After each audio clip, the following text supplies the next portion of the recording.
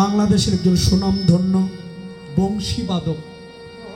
উনি বিকাশ দাদা, ওনার বাড়ি আপনার চাপাতলি, লেশগঞ্জ চাপাতলি। আমাদের বিকাশ দাদা উনি আমাদের থেকে অনেক সিনিয়র, অনেক দিন যাবতীয় কালো বাঁশিগুলো ক্লাইনেট বাঁশি বাজায় বা মাঝে দিয়ে এসে আমাদের সঙ্গে অনেক সময় দিয়েছে, আমার সঙ্গে অনেক কীর্তন করেছে এবং আমার ভিডিও আমি মোবাইলে অনেক ওনার ভিডিও আমি ছেড়েছি। অনেকে বাংলাদেশে প্রায় অনেক জায়গা থেকে, ইন্ডিয়া থেকেও অনেকে ওনাকে দেখছে বা সংবর্ধনা দিছে, ভালোই বলছে অনেকে।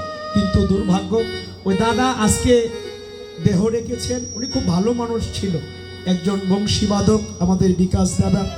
আমাদের দলে এবং বিভিন্ন দলে বিয়েতে অনেক ফাংশনে উনি অ্যাটেন্ড করেছে।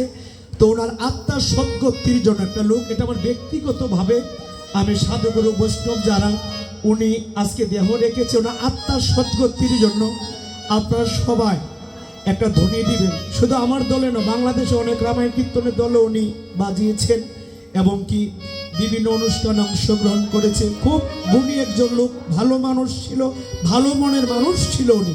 ওই বিকাশ দাদার জন্য একটু সবাই আমি আমার ব্যক্তিগতভাবে বলছি, আপনারা আশীর্বাদ করবেন, ধ্বনি দিবেন, উনি যাতে বৈকুণ্ঠগামী হতে পারে।